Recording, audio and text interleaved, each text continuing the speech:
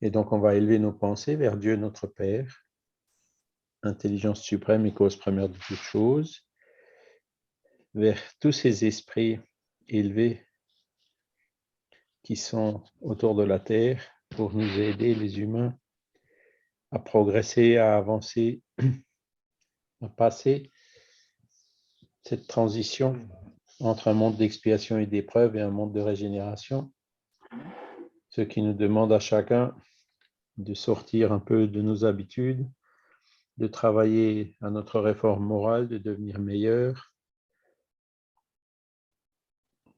d'étudier, et c'est justement ce que nous faisons aujourd'hui. Donc, nous remercions pour cette occasion de pouvoir être réunis dans le sens de l'étude. Aujourd'hui, notamment sur la loi de liberté, qui est comme une notion, une loi morale fondamentale, très chère à notre pays et à beaucoup d'autres, le fameux liberté, égalité, fraternité.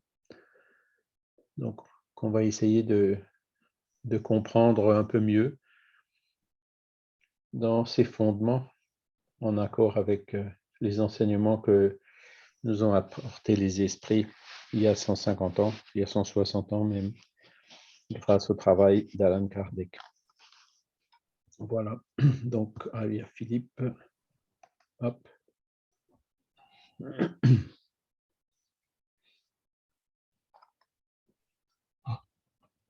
J'espère que vous voyez tous mon écran. Oui, oui. Donc, dimanche 28, hein, on est passé au tome 2, module 10, hein, la loi de liberté. Et donc, aujourd'hui, on verra la liberté de pensée et la liberté de conscience. Bonjour Philippe. Il n'est pas encore connecté à l'audio. Je suis content que Philippe se connecte, hein, parce qu'il sort de... Bonjour Philippe. Donc, liberté de pensée, liberté de conscience. Et après, on verra donc libre arbitre et responsabilité. Hein. Bonjour Charles. Tu vas bien Philippe? Ça va, merci. Ah bah tant mieux, content. Le libre arbitre et la responsabilité, donc la liberté, ça a un prix, entre guillemets, hein, on est libre de faire ce qu'on veut, mais on est responsable de ce qu'on fait. Hein. Le libre arbitre et la fatalité, on verra que voilà, qu'est-ce qui est fatal autour de nous, les choses qu'on ne peut pas changer. Et aussi le principe de l'action et de la réaction, la loi de cause à effet. Donc, ce sont tous ces sujets qui sont liés à cette loi de liberté. Voilà. Donc, je vous propose qu'on passe au texte. Alors, attendez, on va le mettre comme ceci et comme ceci. Voilà. Donc, liberté de pensée. Donc là, on est au tout début du tome 2, hein, puisque c'était à cheval sur les deux tomes, là, ce qu'on avait repris. Donc, on va voir aujourd'hui ce que signifie la liberté dans les rapports humains. On va voir aussi le rapport entre la liberté de pensée et la liberté de conscience. Et on va expliquer aussi comment empêcher les abus, hein, de la manifestation de la conscience. Voilà. Donc, Kardec commence sur la loi de liberté, les lois morales, livre 3e du livre des esprits, question 826. Kardec nous dit que la liberté dans les rapports humains, elle est toujours relative, c'est-à-dire la liberté absolue n'existe pas sur Terre. Car, dit-il, dès qu'il y a deux hommes ensemble, ils ont des droits à respecter et non par conséquent plus de liberté absolue. Donc, c'est clairement l'expression de ce qu'on dit souvent, la liberté de chacun s'arrête là où elle enfreint celle de l'autre. À partir du moment où on vit en société, notre liberté n'est pas absolue, elle est relative. Parce que s'il n'y a pas ce respect de la liberté du prochain, si on ne respecte pas les droits de notre prochain, si ça se généralise, les prochains ne vont pas respecter notre liberté, notre droit. Et par conséquent, si tous les gens qui sont autour de nous ne respectent pas notre liberté, on ne sera pas libre. Vous voyez, c'est un raisonnement évident. Et donc, c'est pour ça donc, que la liberté de chacun, elle s'arrête là où elle enfreint celle de l'autre. Donc, ces questions de liberté et de droit, aujourd'hui, on le voit tous les jours, hein, à la télé, les gens qui réclament pour leurs droits, pour leur liberté.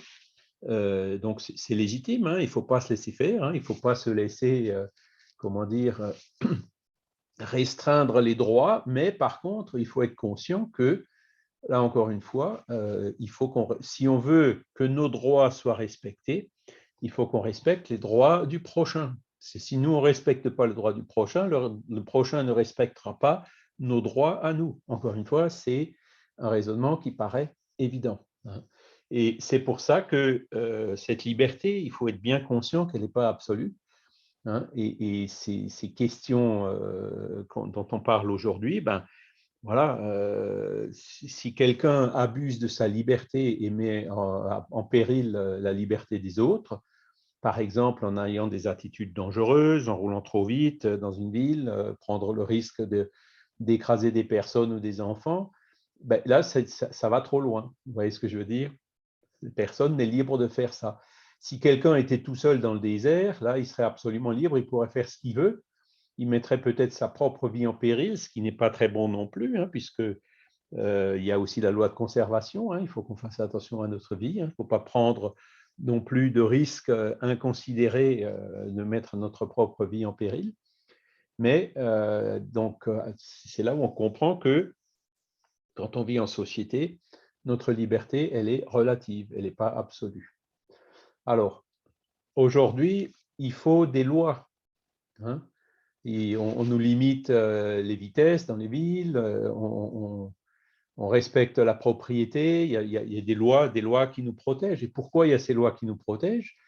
Parce que les êtres humains, ils n'ont pas encore appris à respecter ces droits du prochain. Donc, il faut qu'il y ait des mesures, comment on dit, coercitives, des menaces pour nous montrer ses limites. Et puis, ces questions qui sont extrêmement débattues aujourd'hui en termes de passe sanitaire et autres, c'est un petit peu la même chose, puisque, encore une fois, le risque au niveau d'une pandémie, c'est de contaminer des personnes qui peuvent être malades, voire même se retrouver en soins intensifs ou au pire, mourir. Donc, le fait d'abuser de sa liberté, si ça entraîne le fait qu'on contamine d'autres personnes, par exemple, on est déjà allé trop loin, parce qu'on a contaminé des personnes, nous, on ne voudrait pas être contaminés. Donc, voilà, c'est encore une fois, la liberté de chacun s'arrête. Il faut faire au prochain ce qu'on voudrait que le prochain fasse pour nous. Donc, il faut toujours avoir en tête ces notions de respect, comme il le dit ici, respecter les droits des autres. Nous, on veut sortir, on veut aller au marché de Noël, on veut aller au cinéma, etc. Mais d'autres personnes aussi veulent y aller. Donc, voilà, on n'est pas tout seul à vouloir y aller. Et donc, pour ça, il faut respecter un certain nombre de mesures, de gestes barrières, voire même de présenter un pass qui montre qu'on est vacciné, etc. Donc, alors, je ne veux pas juger ni prendre position ni rien. Voilà, moi, personnellement, je me soumets de bon gré à ce genre de choses et je vois ça plutôt comme une liberté que je retrouve plutôt qu'une liberté que je perds. Et donc, je m'y soumets de bon gré, justement pour pouvoir regagner un peu de liberté. La semaine prochaine, donc, j'irai, il faut que je surveille la salle d'attente de temps en temps. Voilà, la semaine prochaine, vendredi, si tout va bien, j'irai en Espagne. Vous voyez, mon plâtre, il a plus ou moins disparu. J'ai encore une orthèse que je mets quand je bouge. Là, quand je suis arrêté, juste pour tenir la souris, je me permets de l'enlever justement pour commencer la rééducation. Donc, retrouver un peu de liberté pour pouvoir aller en Espagne. Et puis, je sais très bien qu'en arrivant là-bas, on risque de me demander des choses et puis je les aurai. Donc, voilà. Pour moi, ça me donne la liberté d'y aller. Et je sais qu'en faisant ça, c'est vrai que le vaccin, il protège d'abord la personne en termes de ne pas avoir de forme grave, mais il réduit aussi considérablement, si jamais on est en contact avec le virus malgré tout, ça réduit fortement la transmissibilité du virus à d'autres. Donc, le vaccin, ça protège soi-même et ça protège aussi le prochain. Voilà. Et donc, tout ça, si vous voulez, il faut toujours analyser ces questions avant de prendre parti de façon radicale d'un côté ou de l'autre. Il faut toujours rester très tolérant. Chacun est justement libre. Ceux qui ne veulent pas se vacciner sont tout à fait libres de ne pas se vacciner, mais il faut qu'ils respectent les droits du prochain, c'est-à-dire qu'il ne faut pas que le refus de vaccin mettent les proches ou l'entourage de cette personne plus à risque, parce que là, ça va un peu trop loin. Voilà. Donc, ce sont ces questions-là auxquelles il faut toujours réfléchir et toujours avoir en tête lorsqu'on raisonne, lorsqu'on est face à ces questions sociétales. Alors après, dans la question 833, un peu plus loin, Kardec demande, y a-t-il en l'homme quelque chose, si on n'a qu'une liberté relative, hein, donc il demande, y a-t-il en l'homme quelque chose qui échappe à toute contrainte et pour laquelle il jouisse d'une liberté absolue? Réponse des esprits, c'est dans la pensée que l'homme jouit d'une liberté sans limite, car elle ne connaît pas d'entrave. On peut en arrêter l'essor, mais non l'anéantir. Donc, on peut, là, vraiment, la liberté de penser, elle est, comme ils disent, absolue. On a le droit de penser tout ce qu'on veut, en bien, en mal. Hein, on a le droit de, voilà, la liberté de penser, elle est absolue. La liberté d'agir, elle l'est plus, puisqu'encore une fois, si on veut assassiner quelqu'un, ben c'est un crime, c'est puni par la loi. Encore une fois, on va trop loin. Mais même dans la liberté de penser, nous, spirites, on est conscient du fait que la pensée, elle est créatrice. La pensée, elle émet des ondes qui atteignent le but. Si vous pensez, par exemple, très mal, ou vous avez de très mauvaises pensées envers une personne, vous émettez des ondes de pensée qui vont atteindre cette personne et l'affecter, hein, lui faire sentir une impression désagréable, voire même pire, la faire tomber en dépression ou autre. Donc, même dans la liberté de penser, vous voyez, elle est absolue, donc on a le droit de penser bien ou mal autant qu'on veut, hein, mais elle peut aussi avoir des effets. Donc là aussi, il faut qu'on en soit conscient. Et la suite de cette même question, c'est la liberté de conscience est-elle une conséquence de la liberté de penser? Donc, liberté de conscience, liberté de penser. Réponse des esprits, la conscience est une pensée intime qui appartient à l'homme comme toutes les autres pensées. Donc, la conscience, en fait, les esprits rattachent à la pensée. Hein, c'est la liberté de conscience, par exemple, les objecteurs de conscience. Personnellement, je ne suis pas allé jusque-là, mais comme je ne voulais pas, à l'époque, le service militaire était encore obligatoire, je ne voulais pas servir dans les armes parce que c'était pas, je ne sentais pas beaucoup d'affinité avec ça. Encore une fois, en tout respect, quoi. Ben, j'ai préféré choisir de faire mon service militaire sous forme de coopération volontaire pour le service national actif. Et je suis allé monter une centrale solaire au Brésil. Voilà, c'est là-bas où j'ai connu le spiritisme, hein, dans les années 1980. Donc, là, c'était ma conscience. Hein, je me rappelle encore les fameux 3 jours. Là, pour nous, c'était à Mâcon, hein, où donc on reçoit le billet de train et tout pour y aller. On se retrouve dans des grands dortoirs, etc., avec tous les tests, machin, quoi. Puis l'officier alors il trie effectivement les gens selon les résultats des tests, hein. Et puis il sélectionne entre guillemets ceux qui ont le mieux répondu au test. Et puis il y a un officier qui vient vous parler en faisant l'éloge des officiers dans l'armée, que c'est des beaux métiers, qu'on apprend plein de choses, qu'il y a de la recherche, du développement, qu'il y a de l'humanitaire, etc. Et puis après, il a demandé aux gens, vous voulez faire quoi? Je sais qu'il avait demandé à 3-4 personnes, y compris à moi, qu'est-ce que vous voulez faire? Moi, je veux faire VSNA, je ne veux pas aller dans l'armée. Et puis, il s'était même un peu énervé à la fin, en disant, mais vous ne vous rendez pas compte, si jamais il y a un conflit, vous serez deuxième classe. Je dis, oui, c'est pas grave, on sera deuxième classe, et puis voilà. Mais, donc, c'est ce qu'on appelle la liberté de conscience, quoi. Et celle-là, entre guillemets, elle est, comme il dit ici, absolue. La liberté de penser, la liberté de conscience, elle est absolue. D'accord?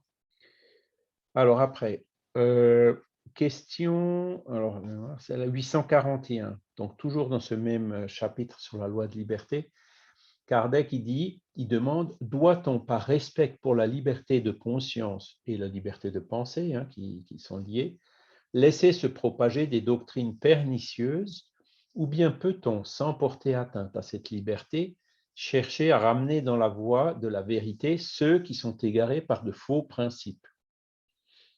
Donc, vous voyez, la question, en gros, c'est, il y a des gens qui croient en des choses qui sont pernicieuses, donc, par exemple, des idées de violence, des idées de racisme, des idées qui stimulent l'égoïsme chez les gens, hein, ce genre de doctrine. Hein. Kardec, il dit, ben, c'est la liberté de conscience, donc il y a des gens qui pensent comme ça, effectivement, ils sont libres de penser comme ça, mais est-ce qu'il faut, par respect pour la liberté, se taire et puis les laisser dans leurs mauvaises pensées? Vous voyez? Est-ce qu'il faut, entre guillemets, s'omettre ou s'abstenir de les déranger dans ces pensées-là? Voilà. Eh ben, les esprits répondent au contraire, hein, disent certainement on le peut et même on le doit, hein, c'est-à-dire quand on voit, ben, même dans l'éducation des enfants, hein, quand on voit les enfants avec des idées qui sont pernicieuses, ben, les parents, ils ont le devoir, hein, entre guillemets, de les corriger, de dire non, écoute, c'est pas bien de penser comme ça, réfléchis, si tout le monde pense comme ça, si ton copain il pense comme ça, tu vas en souffrir les conséquences, enfin commencer à leur faire justement cette éducation hein, qui va au-delà de l'instruction qu'ils reçoivent à l'école. Donc on le peut et même on le doit. Il continue après, mais enseigner à l'exemple de Jésus par la douceur et la persuasion et non par la force, ce qui serait pire que la croyance de celui que l'on voudrait convaincre. Alors j'aime bien cette phrase, hein, enseigner à l'exemple de Jésus par la douceur et la persuasion. C'est-à-dire, il ne faut pas être violent, violence verbale, il faut quand même. Oups, excusez-moi. Ah, attendez, est-ce que je vais me retrouver ici? Voilà. Enseigner par la douceur et la persuasion. Donc, il faut être doux, pas violent verbalement, mais il faut être persuasif, c'est-à-dire il faut quand même être ferme dans ses arguments. Voyez, il ne faut pas dire, oh, ben bon, finalement, si tu veux penser comme ça, pense comme ça, il n'y a pas de souci. Non, il faut dire, écoute, franchement, ces idées-là ne sont pas bonnes. Point. Il faut être clair, il faut être direct. Mais il ne faut pas dire, tu es un assassin, il ne faut pas y aller avec les violences verbales. Voyez, il y a la manière de le faire et de le dire. Et donc, la douceur, il y a aussi, et la persuasion inclut aussi les arguments. Arguments que je vous présente toujours. Hein, c'est hein, les arguments du genre, si vous ne respectez pas la liberté du prochain, le prochain ne respecte pas la vôtre, vous serez plus libre. C'est un raisonnement, ce sont des arguments qui permettent aux personnes de réfléchir et de se rendre compte, ah oui, effectivement, voilà, et donc qui tendent à les persuader de changer de vue. D'accord? Et la violence, la force ou la violence serait pire que la croyance de celui qu'on voudrait convaincre. Si on est violent avec une personne qui a des idées violentes en essayant de le convaincre d'arrêter d'être violent, ben on donne le mauvais exemple. Vous voyez, c'est encore une fois, ça va de soi. Hein, c'est la violence, l'intolérance. Hein, ce sont pas les, c'est des choses qu'il faut bannir. Si nous on prêche la tolérance, on ne peut pas être intolérant. Hein. Le spirit, il est tolérant envers tout le monde. Il dit, voilà, regardez, il y a une liberté de conscience, une liberté de croyance. Pourquoi est-ce que quand il y a un catholique ou un témoin de Jéhovah qui viendrait chez nous, pourquoi est-ce qu'on serait agressif avec lui? Pourquoi est-ce qu'on chercherait à le déstabiliser dans sa croyance? C'est une erreur. Bon, il faut qu'on soit tolérant, donc on va lui répondre hein, quand ils viennent chez moi. Pardon, je leur dis souvent, écoutez, perdez pas trop de temps avec moi, je sais que vous devez prêcher d'après votre croyance, mais moi je suis spirit, donc vous n'arriverez pas à me convaincre, voilà, n'insistez pas trop. Alors des fois, ils commencent un peu, ah oui, mais à argumenter, et vous savez que c'est le diable. Dit, non, écoutez, nous, on sait que ce n'est pas le diable, on sait que vous pensez que c'est le diable, mais en fait, le diable n'existe pas, etc. Ils commencent à argumenter un peu. Des fois, ils s'en vont. Et puis d'un coup, ils reviennent en disant, ah, mais vous avez vu qu'il y a la prohibition mosaïque, etc.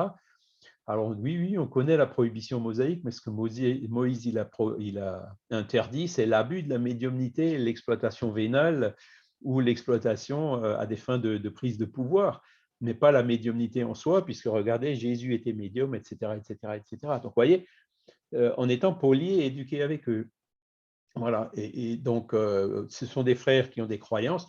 Alors, ce sont des croyances, évidemment, qui, ce n'est pas pernicieux ce qu'ils pensent, hein. Ils ont tout simplement leurs idées, leur interprétation de l'évangile, etc. Hein. Ils pensent qu'ils seront sauvés. Hein. Bon, mais après, voilà, on cherche juste à argumenter, encore une fois, avec, sans force, sans violence, mais en sachant très bien que ben, ce sera peut-être assez difficile. Bon, je connais un témoin de Jéhovah hein, qui est sorti des témoins de Jéhovah. Et c'est là où on voit un peu les limites de ce système, hein, c'est que cette personne-là et toute sa famille étaient témoins de Jéhovah.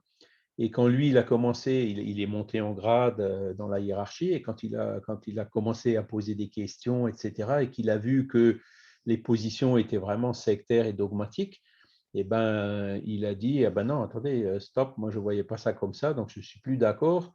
Et en fait, qu'est-ce qui s'est passé? Quand il est sorti des témoins de Jéhovah, il a souffert comment dire, des pressions psychologiques très, très fortes. Et puis, évidemment, sa famille a éclaté. Hein, parce que c'est là où on voit qu'il y a quand même quelques...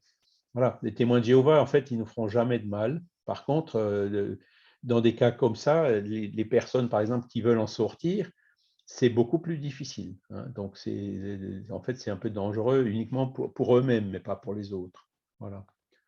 Bon, par contre, après, quand on a des gens qui prêchent la violence, qui préparent des attentats, qui maltraitent des enfants ou des choses comme ça, ou qui maltraitent des animaux, là, c'est différent. Là, il faut, comment dire, avoir un peu plus de persuasion. Et quand on voit que vraiment, il y a des idées qui portent tort à énormément de personnes qui sont innocentes, là aussi, on a le devoir de protéger toutes ces personnes. Hein. Si une personne fait 100 victimes, il faut bien sûr protéger les 100 victimes. Et puis cette personne qui porte tort à 100 personnes, il ne faut pas hésiter à aller la dénoncer aux forces de l'ordre ou autres. Voyez, c'est là, encore une fois, il faut comprendre, il faut voir la charité bien comprise, hein, et pas ce respect de la liberté de conscience ne signifie pas une totale omission, hein, ou les gens qui sont dans l'erreur, les laisser dans l'erreur sans chercher à argumenter ou à leur expliquer un peu ou leur dire clairement que vous ne pensez pas comme eux, voyez. Donc, ce sont ces éléments-là qu'il faut toujours prendre en compte dans ce genre de choses. Après, voilà, on est dans un pays laïque. La laïcité, dans sa définition, c'est justement de la liberté de conscience. Donc, vous voyez, la laïcité, le concept de la laïcité bien compris va dans le sens de cette loi de liberté telle que les esprits sont venus nous l'apporter. Et ça a donc de la logique. Hein. Dans un pays laïque, vous pouvez croire, avoir n'importe quelle religion que ce soit, mais encore une fois, tant que vous ne commettez pas des choses qui sont contraires aux lois du pays. Hein. Par exemple, des personnes qui se réunissent pour préparer des attentats, c'est normal que ce genre de groupe ou d'association, la police intervienne et les interdise et les dissolve. Vous voyez, parce qu'il y a encore une fois le danger d'enfreindre la liberté des autres ou d'apporter le trouble dans le pays. Mais en dehors de ça, chacun est vraiment libre de croire ce qu'il veut, de se vacciner ou pas, de croire à des théories complotistes ou pas, du moment que ça ne porte pas tort à la liberté des autres. Voilà. Est-ce que vous avez des questions à ce stade?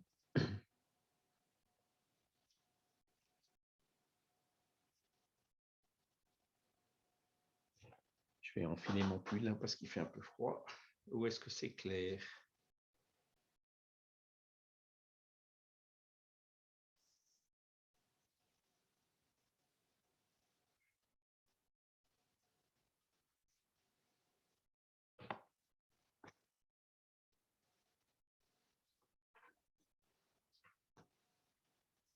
Pas de questions? Écoutez, on va continuer, rentrer un peu plus dans le détail. J'ai juste le temps de mettre ça en ordre.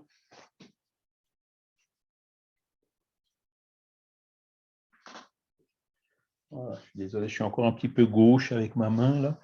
Donc, voilà. Alors, allons un peu plus loin.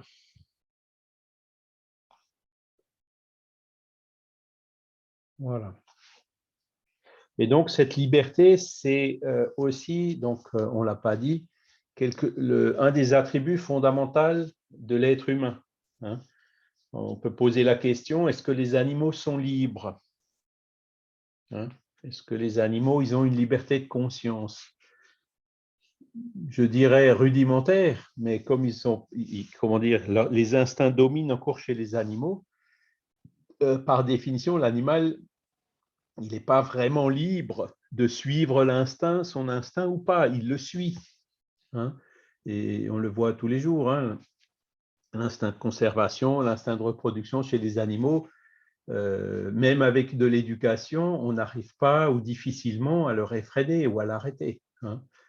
Donc, la liberté, ce principe de liberté, c'est vraiment quelque chose qui est caractéristique de l'être humain, qui a une conscience. On a toujours encore des instincts, mais au fur et à mesure de notre évolution, l'intelligence remplace ces instincts, et donc notre degré de liberté, il devient de plus en plus grand au fur et à mesure que l'on évolue.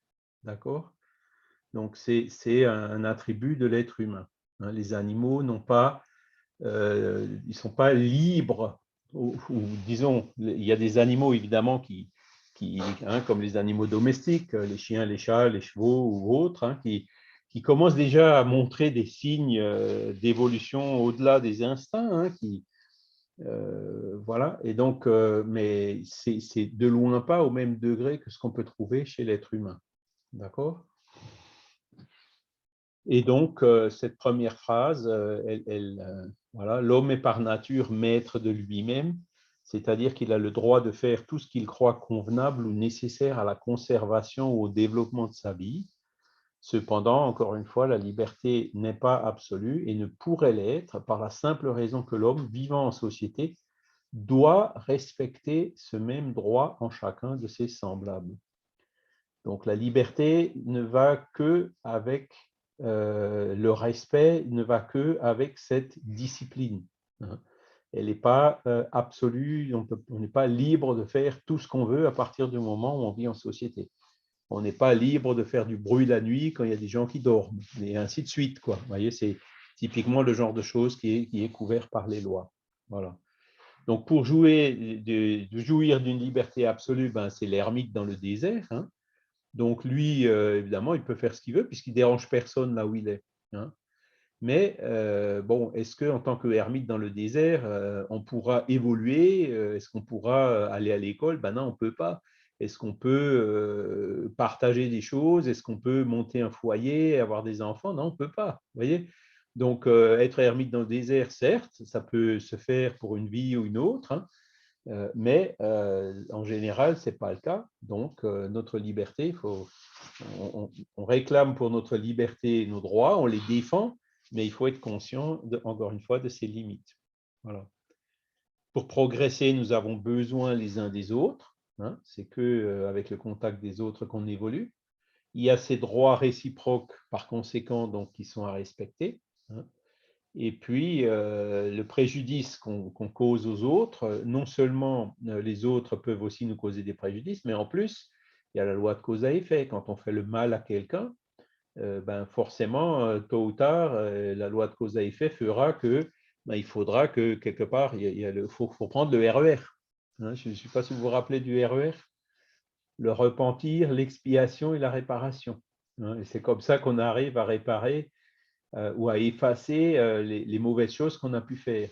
Donc là aussi, il faut être conscient de cette loi de cause à effet qui fait que si on fait quelque chose de mal, ben, on en recueillera les effets néfastes. Et à l'inverse, si on fait quelque chose de bien, on en recueillera les effets bénéfiques. Voilà. Et là, encore une fois, il y a cette phrase lumineuse de Jésus, hein, ne faites pas aux autres ce que vous ne voudriez pas que les autres fassent pour vous. Ça, c'est vraiment là aussi la base de cette question. Ne faites pas, respectez la liberté des autres. Ne leur faites pas ce que vous ne voudriez pas que quelqu'un vous fasse. Et encore une fois, elle est tournée de façon proactive. C'est-à-dire, ne faites pas aux autres, ça veut dire, c'est bien de l'impératif, là. Hein. Ce que vous ne voudriez pas, on arrive au conditionnel, que les autres vous fassent. C'est-à-dire, même si les autres vous font du mal, il ne faut pas faire du mal aux autres. Voyez, c'est vraiment la phrase proactive.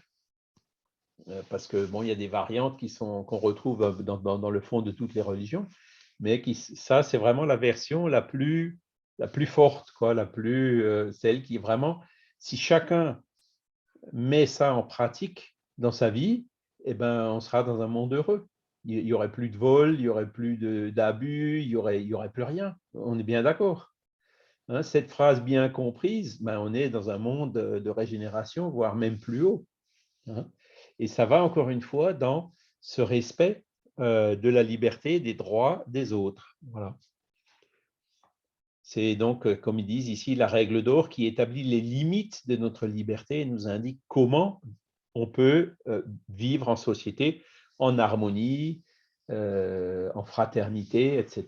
Donc, selon les droits et les devoirs qui nous incombent. Voilà. Et donc, là aussi, devant Dieu, l'homme est responsable de ses pensées, c'est-à-dire on est libre, on a une liberté plus absolue donc de penser, mais on est responsable de nos pensées. Hein, les personnes justement qui diffusent des idées pernicieuses, qui diffusent des mensonges ou des théories du complot, ou parfois même des personnes qui sont de bonne foi, mais qui diffusent des choses qui sont fausses, hein, qui manquent de discernement, ben forcément, elles en sont responsables, plus ou moins selon la connaissance de cause qu'elles ont, hein, comme on connaît bien, mais elles en seront responsables. Et si ce sont des mauvaises idées qui induisent des personnes en erreur, eh ben, les personnes qui ont diffusé ces mauvaises idées en subiront des conséquences. Hein. Il y a la loi de cause à effet qui va s'appliquer. Hein. Donc là aussi, hein, c'est bon, on voit des personnes qui sont fanatiques, notamment l'islamisme. Ben, on a reparlé un peu du Bataclan là ces dernières semaines et tout. Bon, quels sont les plus grands responsables là-dedans? Ben, ce sont les instigateurs.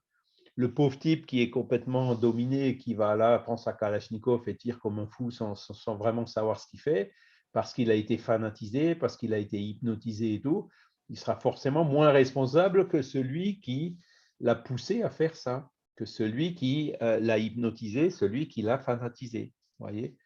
Donc ça aussi, ben, il faut en être conscient et c'est aussi assez dissuasif.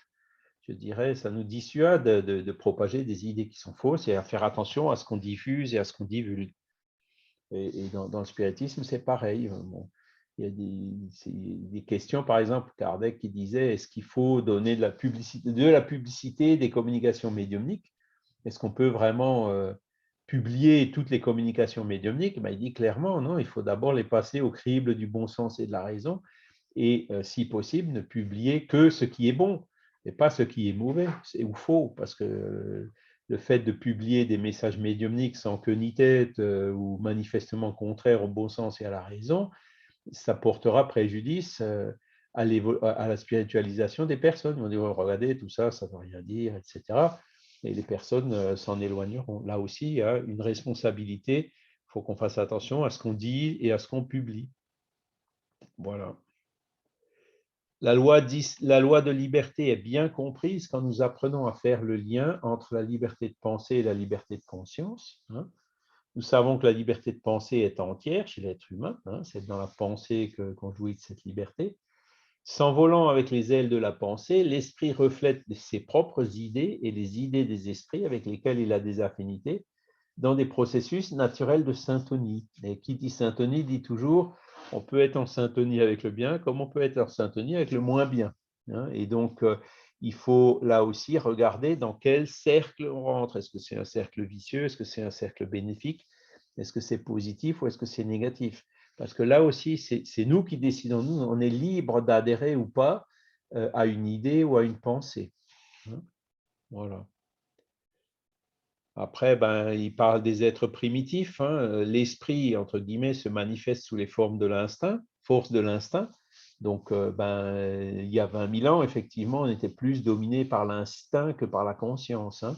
On était plus proche, entre guillemets, de la nature animale du fait que l'intelligence, la moralité n'étaient pas encore développées en nous. Hein. On a été créé esprit simple et ignorant, hein, comme tout le monde.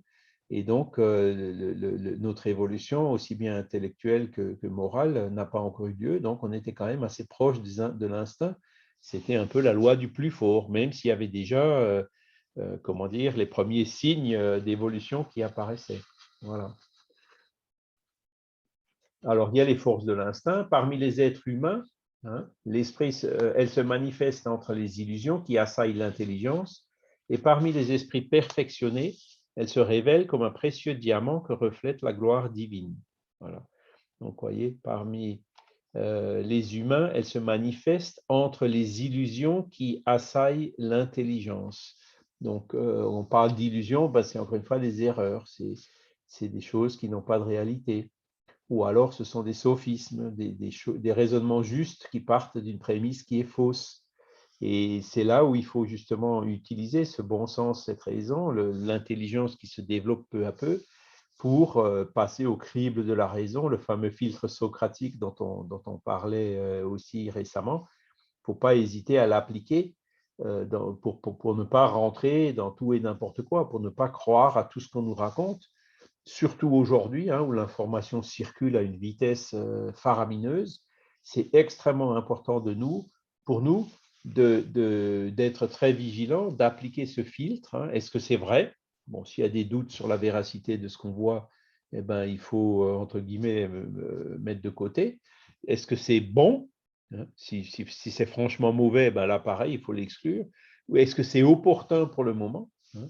Et si l'une des réponses à ces trois questions, elle est non ou pas sûre, eh ben, il faut mettre un bémol, hein, dire bon, ben, on va mettre ça de côté en attendant que ça se confirme ou que ça s'infirme. Et si on ne fait pas ça aujourd'hui, eh ben, c'est ce qu'on voit. Il y a beaucoup de gens qui effectivement croient à tout ce qu'on leur raconte, et si on leur raconte que la Terre est plate, ils vont finir par croire que la Terre est plate, ou presque. Hein. Si on leur raconte que Bill Gates, il a mis une puce dans les vaccins et qu'après, on en va être traqué, et puis qu'en appuyant sur un bouton, la puce va exploser, ben, ils vont le croire. Vous voyez, ce sont des choses qui sont, comment dire, totalement loufoques, mais vous trouverez toujours des gens qui, justement par le manque de ce discernement, par le mauvais usage de cette liberté, hein, liberté de penser, de ce discernement, vont finir par le croire. Et c'est comme ça que, ben, on parlait de christianisme et spiritisme, hein, que les masses ont été dominées par les pouvoirs religieux, hein, qui utilisaient des artifices, les questions d'enfer, de purgatoire, les indulgences, 36 moyens de pression pour dominer les masses. Hein, et qui avaient donc déformé les paroles de Jésus, changé les interprétations, éliminé même des évangiles les passages qui ne les intéressaient pas, interdit la pratique médiumnique qui était naturelle et pratiquée par tous les chrétiens primitifs, par Jésus et par les apôtres. Pourquoi? Ben, pour garder la domination du peuple, pour faire de sorte que le peuple se soumette, paye la dîme, etc., etc., etc. Voilà. Et donc ça, ce sont des choses qui existent encore aujourd'hui, hein, que ce soit d'un point de vue politique, que ce soit d'un point de vue économique, que ce soit même d'un point de vue scientifique au paradigme matérialiste. Vous trouverez ce genre de pressions similaires un peu partout. Et c'est là où il faut qu'on utilise de notre liberté en disant, bon, ben, j'accepte pas ça. Hein. J'ai été éduqué catholique, mais ça ne me parle pas. Voilà. Je voudrais bien comprendre avant de croire. Je ne rentre pas dans ce système-là, tout en respectant les gens qui se sentent à l'aise et qui sont heureux qui y rentrent. Voyez. Et donc, c'est là où, ben, quand je suis tombé sur le livre des esprits de Kardec, là, ben, tiens, ben là, voilà, maintenant, pour une fois, là, il y a des explications, là, tout est clair. Hein. Il y a des choses qu'on ne peut pas savoir, il faut le reconnaître, mais pour la plupart des choses, c'est clair.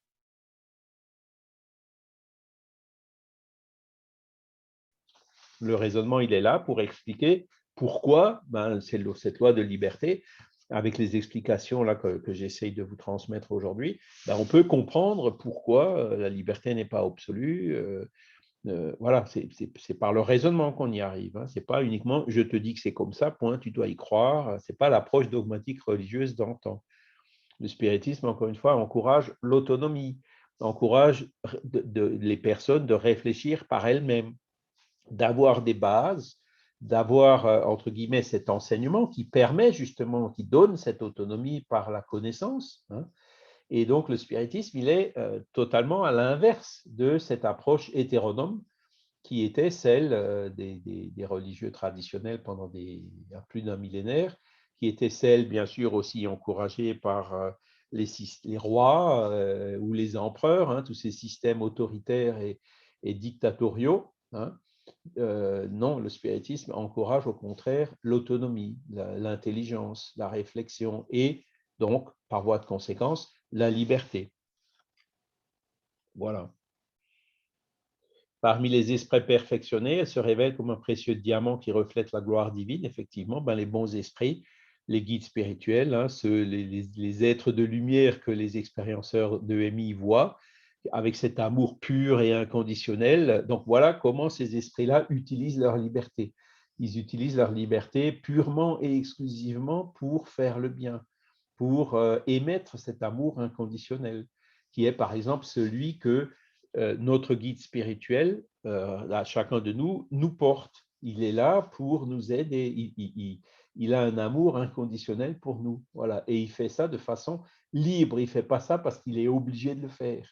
Il utilise donc cette liberté sous cette forme de diamant, précieux diamant qui reflète la gloire divine. Les mondes supérieurs, c'est ça. Hein. C'est le libre arbitre qui est donné à l'humain, utilisé purement et exclusivement pour le bien. Hein. Et sur notre planète, cette liberté, elle est utilisée pour certains par le bien, mais pour beaucoup encore pour le mal. Voyez, et c'est pour ça que notre planète, elle est ce qu'elle est. Hein. C'est pour ça qu'il y a toutes ces souffrances, toutes ces tribulations, ces inégalités, ces injustices, ces violences faites aux femmes, comme on l'a vu ces derniers jours, là, à cause des journées contre la violence des femmes. Enfin, voilà, tout ça, c'est encore une fois de la liberté qui est mal utilisée. Voilà. En l'étudiant de notre point de vue spirituel confiné entre l'animalité et l'angélitude, hein, c'est notre situation, on est entre les deux, hein, nous sommes amenés à l'interpréter comme étant le domaine de notre conscience éveillée selon le niveau évolutif où les connaissances acquises nous permettent d'agir. Donc là, c'est la phrase qui explique clairement que plus on évolue, plus on est libre. D'accord ? Plus on saura utiliser cette liberté en respectant celle des prochains. C'est la pensée qui met un tout en mouvement. Hein, donc, chaque fois qu'il y a un acte, un crime ou un attentat, c'est forcément précédé par une pensée préparatoire de le faire. Hein, donc, c'est les pensées qui finissent par générer les actes, les pensées qui mettent tout en mouvement, créant et transformant et détruisant et recommençant pour purifier et sublimer. Donc, ça va dans le sens du mal, comme les pensées de faire le bien vont finir par entraîner aussi des actes dans le sens de faire le bien. Voilà. Donc la conscience est une pensée comme toutes les autres, ça on l'a vu au début, hein. C'est le centre de la personnalité, centre permanent, indestructible, qui persiste et se maintient à travers toutes les transformations de l'individu, donc entre autres à travers les différentes réincarnations. Hein. La conscience est non seulement la faculté de percevoir, mais encore le sentiment que nous avons de vivre, d'agir, de penser, de vouloir. Elle est une et indivisible. Et la conscience, c'est aussi cette fameuse voie de la conscience, hein, où est écrite les lois divines ou naturelles. Donc, quand on a bonne conscience, c'est quelque part, on ressent les conséquences, la loi de cause à effet même, d'une bonne action. Et quand on a mauvaise conscience, c'est aussi la première manifestation de la loi de cause à effet qu'on a fait quelque chose qu'on n'aurait pas dû faire. Hein. Et donc, il faut toujours bien écouter cette petite voix de la conscience parce que c'est vraiment un guide sûr pour notre amélioration. Et si on a fait quelque chose de mal, il n'est peut-être pas encore trop tard de rattraper, de corriger, ou de ne pas le faire, ou de ne pas le finir, ou de changer le mal en bien. Hein. Voilà. Au fur et à mesure que les esprits évoluent, la conscience du bien et du mal est mieux définie en eux. Okay. Donc, c'est le but de ces lois morales, hein, c'est ce livre 3e du livre des esprits, c'est un des buts fondamentaux de la philosophie spirit, d'étudier justement le bien et le mal, d'étudier ces lois morales, hein, pour qu'on puisse mieux les connaître. Et à partir du moment où on les connaît, hein, la liberté de conscience qui régule les rapports interpersonnels, forcément, on s'en servira. Hein, on les utilisera, on réfléchira à ces lois dans notre comportement vis-à-vis de notre prochain. D'accord ? Et donc, ça nous aidera. C'est fondamental parce que ça nous aide à devenir meilleurs et à évoluer, hein, les caractères de la vraie civilisation et du progrès, comme dit ici. Voilà. Alors, pour approfondir un peu plus la conscience, hein, considérée comme la faculté d'établir des jugements moraux ou de valeur, c'est un attribut par lequel l'homme peut connaître et juger sa réalité et la réalité d'autrui. Alors, on dit toujours, ne juge pas. Il ne faut pas juger son prochain si on ne veut pas nous-mêmes être jugés. D'accord? C'est vrai. Mais là, on parle de jugement. Exercer le jugement, ça peut aussi vouloir dire exercer le discernement. C'est-à-dire, quand quelque chose se présente à nous, il faut bien qu'on réfléchisse pour savoir est-ce que c'est bien ou est-ce que c'est mal. Si on veut faire quelque chose, il faut aussi qu'on réfléchisse est-ce que c'est bien ou est-ce que c'est mal. Et si c'est mal, s'abstenir de le faire. Vous voyez? Donc, il faut bien qu'il y ait ce discernement qui est, entre guillemets, une force de jugement. Maintenant, juger les autres en disant celui-là, il est mesquin, il est jaloux, il est avare, il est ci, il est ça, ça, effectivement, là, on va trop loin. Il vaut mieux qu'on se juge d'abord nous-mêmes. Est-ce que nous, on est vraiment humble? Est-ce que nous, on est vraiment généreux, etc., avant de juger les autres dans l'autre sens, hein. C'est-à-dire, faire la morale, par exemple, faire la morale à quelqu'un, il faut déjà qu'on regarde, est-ce qu'il ne faudrait pas aussi que nous-mêmes, on essaye de corriger ce qu'on reproche ou ce qu'on conseille aux autres. Les jugements émis par la conscience et les interprétations des actes et des faits du quotidien présentent des limitations, car ils sont fondés sur des paramètres moraux que chacun établit pour soi, et aussi donc suivant l'étude de ces lois morales, hein, comme on dit, parce qu'il y a des gens qui font des choses en toute bonne foi, en ne sachant pas que c'est mauvais, voyez, parce qu'ils n'ont pas encore la conscience que cette chose en question, c'est quelque chose qui n'est pas en harmonie avec les lois de la nature. Donc là, encore une fois, ce n'est pas pour autant que ce ne sera pas mauvais, ça restera mauvais. Il y aura aussi la loi de cause à effet qui va s'appliquer justement pour apprendre cette personne, pour lui enseigner, lui faire comprendre que cette chose est mauvaise. Mais si on a fait le mal sans s'en rendre compte, de façon inconsciente, hein, on sera forcément moins responsable que si on l'a fait en toute connaissance de cause. Hein, c'est encore une fois l'exemple de Jésus sur la croix. Pardonne-leur parce qu'ils ne savent pas ce qu'ils font. La population s'était laissée fanatiser et avait demandé qu'on crucifie Jésus à la place de Barabbas. Voilà. Et Jésus, il était tout à fait conscient de ça. C'était de toute façon le chemin qui était tracé pour lui. Il savait qu'il allait finir comme ça, hein. Et donc, ben, il a dit, pardonne à tous ces gens qui ne savent pas ce qu'ils font. Par contre, ceux qui savent ce qu'ils font, bon, ils sont pardonnés quand même, mais ils seront, ce sera plus difficile pour eux, hein, au niveau de leur conscience, justement, de réparer les torts qu'ils ont commis. Elle est le fruit d'expériences et de croyances individuelles, élaborées dans le contexte culturel où se trouve la créature humaine et qui se manifeste selon l'évolution spirituelle de l'être. Ainsi, aussi, suivant, là, ils disent les expériences et les croyances individuelles, c'est aussi l'étude, hein, parce que les lois morales, là, on est en train de les étudier. Ainsi, la liberté de penser est illimitée, mais la liberté de conscience est restreinte, voilà, car elle dépend du niveau évolutif de l'esprit. Donc, vous voyez, là, ils arrivent quand même à faire une petite différence entre la liberté de penser et la liberté de conscience. Mais bon, ça suit quand même cette règle générale que plus on est évolué, plus on est avancé, plus on est libre. Voilà. Et là, j'ai parlé tout à l'heure d'autonomie et d'hétéronomie. Je pense que j'en ai déjà parlé dans un cours précédent, beaucoup de personnes pensent être autonomes, mais en fait ne le sont pas. Les enfants, par exemple, ils veulent des libertés, mais on ne les laissera pas traverser une rue avec une grande circulation sans les prendre par la main.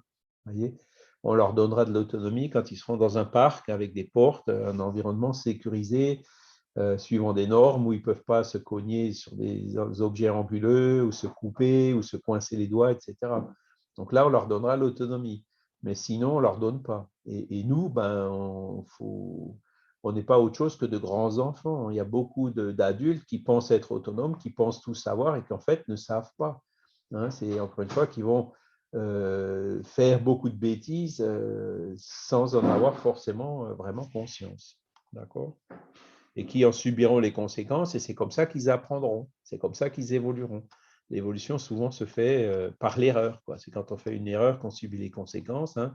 Quand on roule en trottinette électrique et qu'on se casse le bras, ben, qu'on comprend que ce n'est pas forcément un mode de transport aussi sûr que ça, voilà, qu'il vaut peut-être mieux aller à pied ou trouver des solutions alternatives plus sûres. C'est comme ça qu'on apprend. Voilà. La conscience non éclairée peut alimenter des idées malsaines, engendrer et provoquer des actions moralement et éthiquement abusives. Oui, c'est ce qu'on voit tous les jours autour de nous. Hein. Provoquer des souffrances et des disharmonies envers elle-même et envers son prochain. Oui. Les obstacles à la liberté de conscience, la propagation de doctrines pernicieuses et l'esclavage humain. Bon, l'esclavage, ça va un peu loin, bien que ça existe encore. Hein, l'esclavage n'est plus légal, mais combien est-ce qu'il y a de personnes qui se retrouvent coincées, obligées de travailler, obligées de servir voilà.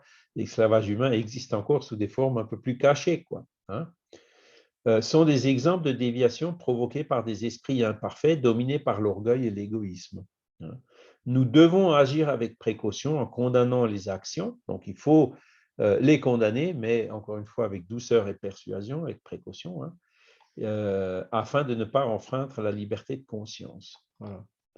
Et donc, quand les choses qui portent préjudice à un grand nombre, ben, il ne faut pas hésiter à intervenir, à les dénoncer. Hein. Je n'encourage pas comment dire, à dénoncer son voisin, hein, c'est pas ça.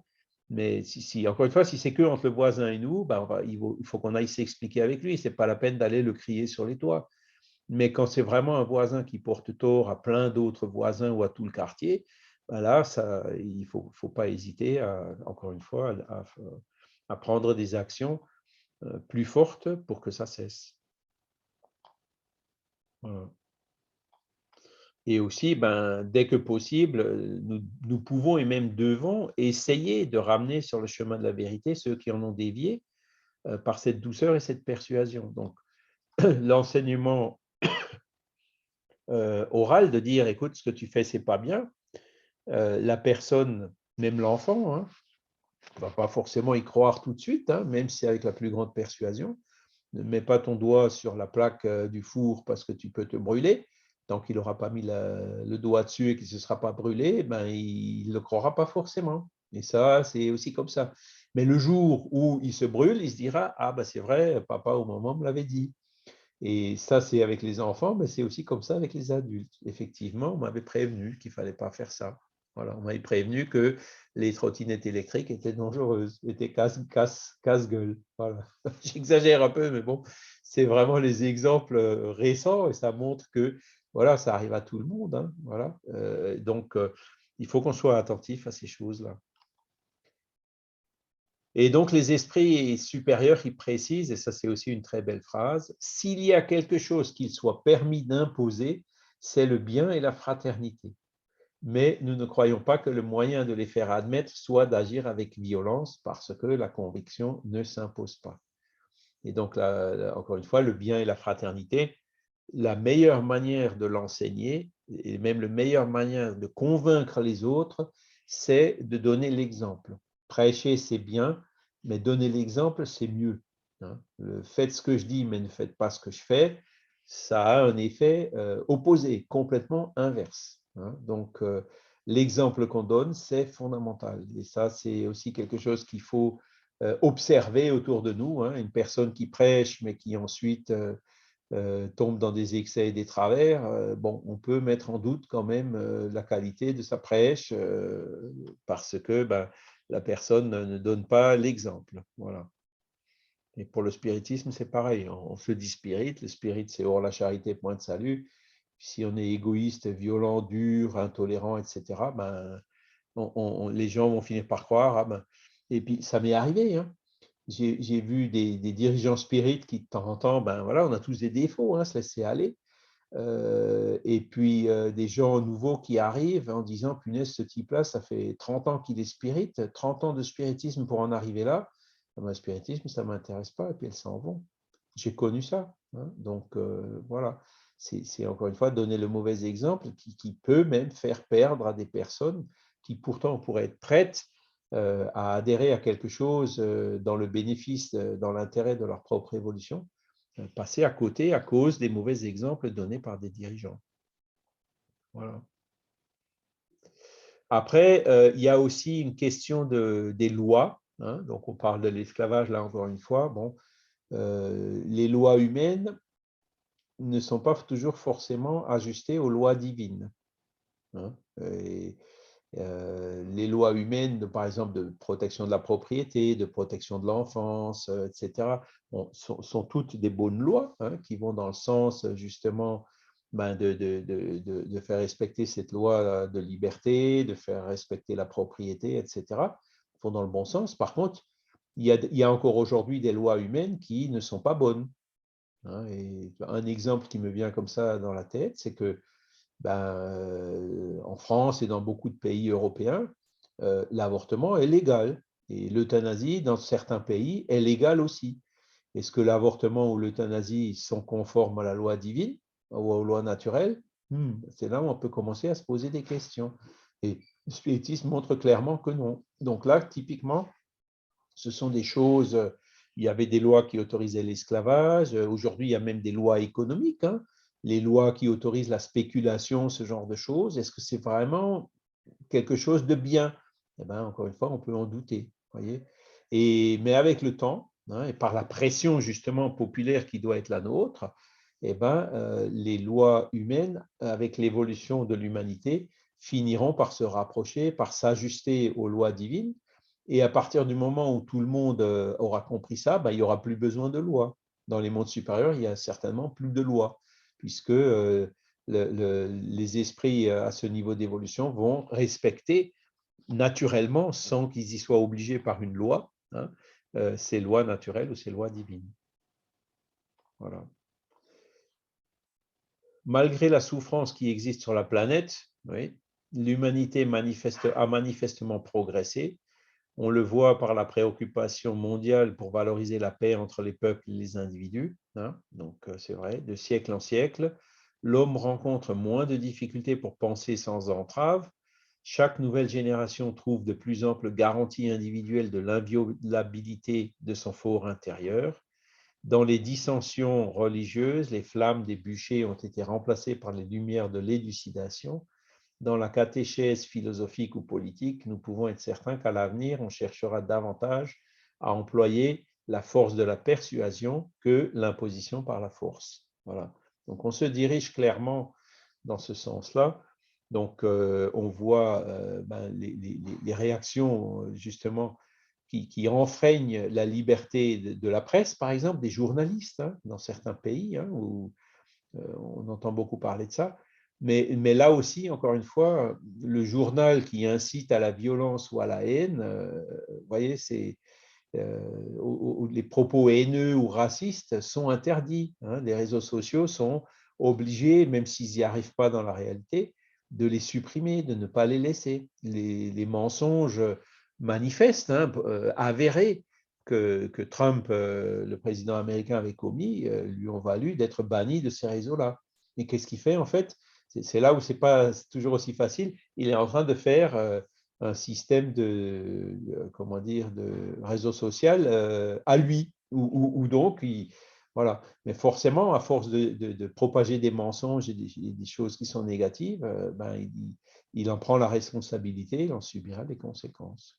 Vous voyez. Donc, toutes ces questions de liberté, vous voyez comment ce cours, il s'adapte, il nous permet de réfléchir et d'analyser plein de choses qu'on voit dans l'actualité.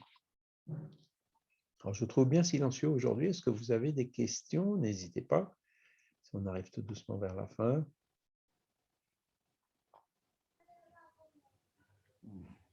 Bon, je devrais intervenir. Oui, Géraud? Oui, moi, je me suis toujours posé la question de savoir, est-ce que la Terre finira par se transformer en un paradis?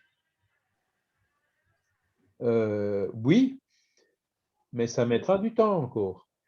C'est-à-dire que ce qui est en train de se passer en ce moment, la Terre qui est un monde d'expiation et d'épreuve, où le mal domine encore sur le bien, où il y a toute cette injustice, où il y a toute cette pauvreté, cette misère, des gens qui meurent de faim alors qu'il y en a d'autres qui croulent sous les richesses, sous le luxe et tout, va se transformer en un monde de régénération, où donc on aura un meilleur équilibre entre le bien et le mal. Donc la Terre va monter, je dirais, d'un degré, du degré 2 sur 10 à un degré 3 sur 10. Vous voyez? Alors que le paradis, ce serait le degré 10 sur 10. Donc, la Terre, elle avance, elle passe de 2 à 3. Dans un certain temps, elle passera de 3 à 4 et ainsi de suite. Et dans très longtemps, elle arrivera au degré 10, donc de monde supérieur, de monde heureux, etc. Donc, la réponse, c'est oui. La Terre y arrivera. Et c'est grâce à nous. Hein, si nous, on est ici, c'est parce que c'est encore ce degré 2, de monde d'expiation et d'épreuve, qui est le plus utile pour notre apprentissage et notre évolution. Et bientôt, voilà, dans le degré 3, il y aura déjà, je dirais, une évolution qui sera faite. Donc, les personnes qui sont le plus en retard, qui sont vraiment au bas du degré 2, voire même au degré 1, les personnes extrêmement attachées à la matière, matérialistes, brutales, violentes, ignorantes, ce qui se passe, c'est qu'il y aura une émigration qui va se faire et elles vont aller se réincarner dans un monde comme était la Terre il y a 10 000 ou il y a quelques dizaines de milliers d'années. Alors que d'un autre côté, il y a aussi des esprits qui viennent d'un monde qui est déjà de régénération, qui évolue peut-être vers le niveau 4, qui elles, vont se réincarner sur la Terre. Et puis par ce mouvement partiel d'émigration et d'immigration, ça va accélérer la transition de notre planète. Et nous, ici, si on veut rester ici, si on ne veut pas, entre guillemets, émigrer, eh ben, il faut qu'on travaille justement à accompagner ce mouvement d'évolution et d'amélioration. C'est justement ça. Ouais. Parce Voilà. que la majorité, lorsque nous observons, la majorité de personnes, au lieu de s'améliorer, de travailler à leur amélioration, ils préfèrent attendre un paradis quelque part. Oui, C'est ce que pensent certains chrétiens. c'est ça. Maintenant, ces personnes-là, encore une fois, il ne faut pas les juger. Ce sont souvent des personnes, alors soit elles restent dans l'immobilisme, et puis dans l'immobilisme, on n'avance pas, on n'évolue pas, donc ça c'est sûr. Mais ces personnes-là sont souvent pleines de bonne volonté, ce sont des personnes bonnes, charitables, etc.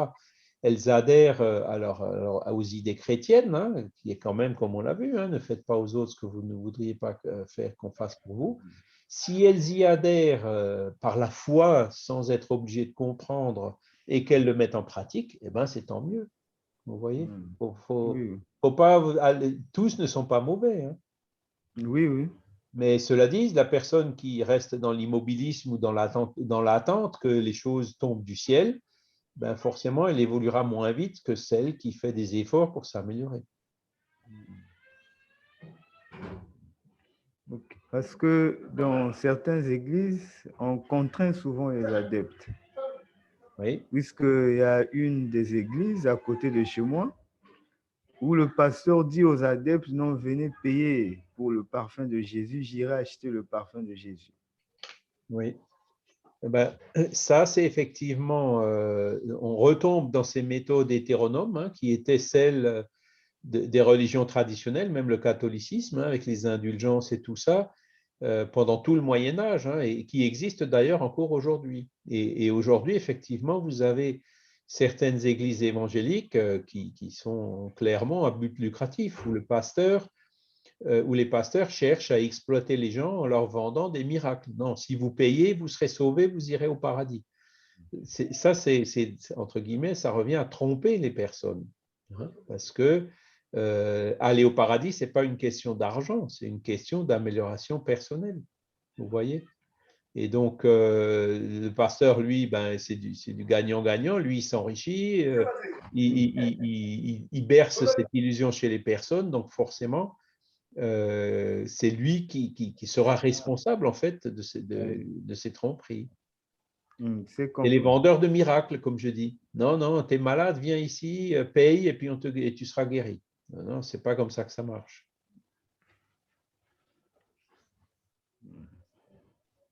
C'est pas comme ça que ça marche. D'accord. Cela dit, après, bon, moi je connais, j'ai des amis aussi qui sont protestants ou orthodoxes et qui sont, entre guillemets, d'une moralité remarquable. Donc, il ne faut jamais, jamais, jamais généraliser. Voilà. Il y a beaucoup de chemins qui amènent vers cette évolution. Vers cette offre. Mais quand vous voyez effectivement que ça devient vraiment de l'exploitation, que les gens qui n'ont déjà pas beaucoup d'argent, ils viennent encore leur en prendre, hein, là, il y a un moment donné, il faut dire stop. Hein, c'est encore une fois quand ils cherchent à abuser. Mais il faut se méfier parce qu'ils ont du pouvoir, ces gens-là. Mais malgré ça, il faut parler aux gens en leur disant, ben, écoute, tu sais, l'évolution, ça ne s'achète pas. Voilà. C'est quelque chose qui se conquiert par son effort de volonté pour devenir meilleur. Ok, merci. Fernanda? Sur ce que disait Jérôme, même ici en France, j'ai visité une église de l'époque, ici, je crois que de l'époque de la Crusade et tout, qui a encore aujourd'hui les caisses où les gens qui mettaient dans le temps l'enveloppe pour pouvoir acheter une place dans le paradis. L'Église catholique, qui aujourd'hui, ils font plus cette pratique, mais les vestiges, les caisses, les confessionnaires existent encore, sont là, sont une relique, mais qui est utilisée à cette époque-là, que les gens mettaient son enveloppe à l'église, c'était une église catholique, qui mettait son enveloppe pour pouvoir acheter sa place au paradis. C'est ça. Il y a beaucoup de gens, Fernanda, qui croient encore au miracle. Hein. Ah, je suis malade, hop, je vais aller à l'église, je vais guérir. Non, il faut aller à l'hôpital pour guérir. Tu vois, après, je ne dis pas qu'on ne peut pas guérir à l'église. Hein. Si on va à Lourdes, effectivement, à Lourdes, il y a eu plein de gens qui ont été guéris. Mais ceux qui ont été guéris à Lourdes, c'est les mêmes que ceux qui ont été guéris par Jésus. Hein, quand l'aveugle, là, alors c'était où déjà? Il était venu pour lui dire guéris-moi. Jésus lui a dit, qu'est-ce que tu veux que je fasse pour toi? Il a dit, je voudrais voir. Et puis donc Jésus a dit, oui, ben voilà, maintenant tu vois. C'est parce qu'il a vu que la personne, elle était mûre pour ça. Hein. Et donc, la guérison ne se fait que pour les personnes qui ont compris pourquoi elles ont cette épreuve et qui ont réussi à éliminer en elles les causes, les raisons qui ont amené à ça. Et vous avez l'exemple contraire aussi, ben c'est je crois, dans l'Évangile selon le spiritisme, vous avez le cas d'une jeune fille aveugle, hein, qu'ils avaient évoqué l'esprit du curé d'Ars pour, entre guillemets, guérir de sa cécité. Et le curé d'Ars, il a dit à cette jeune fille, ma pauvre, si tu savais pourquoi tu es aveugle, tu ne demanderais pas de guérir de ta cécité. Et de fait, hein, il lui a expliqué gentiment, mais il ne lui a pas rendu la vision. Voyez. Donc, encore une fois, la vision, le fait de guérir ou pas, il y en a un qui était prêt parce qu'il avait fait ce travail sur lui-même, et cette jeune femme, elle n'était pas prête parce qu'elle n'avait pas encore terminé de faire le travail sur elle-même. Il valait mieux pour elle qu'elle reste aveugle, encore un peu dans cette vie du moins, hein, que de guérir, ce qui lui aurait peut-être fait qu'elle retombe dans les erreurs du passé dont elle cherchait justement à se débarrasser. Donc, c'est une question individuelle. Voilà. Et c'est pour ça que les miracles n'existent pas. Hein, les vendeurs de miracles, il faut… Voilà. Mais il y a, moi je dis, je vais dire, je pense que plus de 50% de la population croit encore en des miracles, est prêt à aller payer pour avoir un miracle. Et tant qu'il y aura des gens comme ça, ben, il y aura des gens qui seront là pour les exploiter, malheureusement. Et le spiritisme se refuse à faire ce genre de choses. Déjà, on ne prend pas d'argent, première chose. Et deuxième chose, on dit les miracles n'existent pas. Ce qui existe, ce sont les lois de la nature. Les miracles d'aujourd'hui, c'est des lois scientifiques de demain. Les miracles d'hier sont expliqués par la science aujourd'hui. Voyez? Ce que disait Jésus, hein, quand il disait c'est ta foi, et les gens attribuaient à Jésus, Jésus disait c'est ta foi, bien sûr qu'il manipulait des fluides, mais disait ta foi t'a guéri. Voilà. Par contre, il ne tombe plus dans le même péché, c'est-à-dire qu'on ne reste pas dans les mêmes erreurs. Va et ne pêche plus pour pas qu'il t'arrive quelque chose de pire. Hein? Oui, c'est-à-dire qu'on apprend la réforme intime et morale. C'est ça. Hein, c'est la femme qui, sans que Jésus s'en rende compte, est allée toucher sa tunique. Hein, et Jésus, il s'est arrêté, il a dit, tiens, il y a une vertu qui est sortie de moi.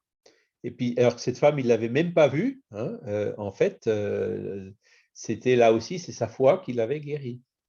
Hein. Et donc, ça montre que, voilà, alors on sort un peu du thème de la liberté, mais ça revient encore une fois à utiliser notre liberté pour notre évolution morale. C'est là la priorité absolue. Et les mondes évolués, c'est ceux où les esprits font le bien, pas pour aller au paradis, pas parce qu'ils ont peur de l'enfer, mais ils font le bien pour le bien. Voilà, de façon totalement désintéressée.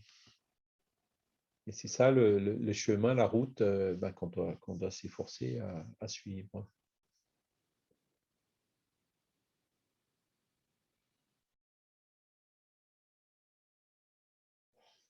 D'accord. Écoutez, il est déjà 9h20, hein, donc je pense qu'on va s'arrêter là pour aujourd'hui. On va encore une fois remercier les bons esprits pour leur assistance, pour nous avoir inspirés, pour les exemples qu'on a pu donner, les commentaires, les questions, que nous puissions vraiment bien comprendre cette loi de liberté qui est tellement importante dans notre actualité, dans toutes ces choses qui se présentent, dans ces périodes de crise qui sont caractéristiques de la transition vers notre monde de régénération, afin que nous puissions chacun nous efforcer à avoir les bonnes attitudes, à avoir les bonnes réponses, à respecter justement ces libertés et ces droits de notre prochain. Voilà. Merci encore une fois à tous. Et puis, je vous souhaite une excellente semaine et je vous dis à dimanche prochain. À dimanche prochain, bon, je serai donc en Espagne. Je devrais pouvoir me connecter. Si j'y arrive pas, je demanderai peut-être à Morissette de me remplacer. Voilà.